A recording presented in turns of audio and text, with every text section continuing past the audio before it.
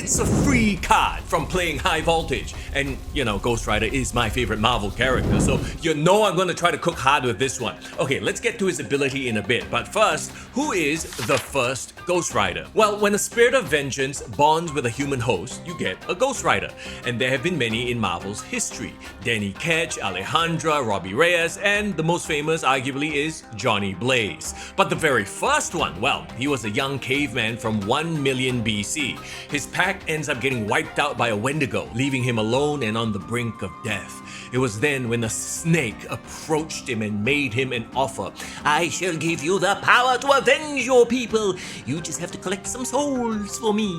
The snake, of course, was Mephisto, basically the devil of Marvel Comics.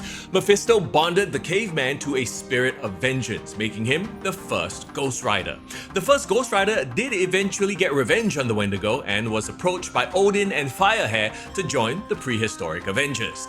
He ultimately sacrificed himself to protect a group of cavemen from Doom Supreme. In Marvel Snap, the first Ghost Rider is a 2-energy, 5-power card with the ability, on reveal, discard the lowest power card from your hand. Remove that card's power from this. Oh, and it's been confirmed that discarding a negative power card like a Hobgoblin or a Green Goblin will not give the first Ghost Rider a buff. It'll be as if he discarded a 0 power card. Which kinda sucks actually, because that would have made for some very interesting builds. Anyway, the discard archetype is where he makes sense, right? Well, in the discard more style of decks where you're buffing up Morbius and Darken, the first Ghost Rider would then play a role similar to Colleen Wing, you know, targeting the Scorn for discard. But of course, then you gotta ask yourself, why not just play Colleen Wing? And then there's the Hela discard style of decks where you cheat back your discarded cards. Iron Man and Gore will be great targets for him, even maybe Morbius or Dracula, because they won't hurt him that much, right? And as for all you other big boys that usually go in that kind of deck, well, if you bring Luke Cage, that could mitigate the loss to the first Ghost Rider.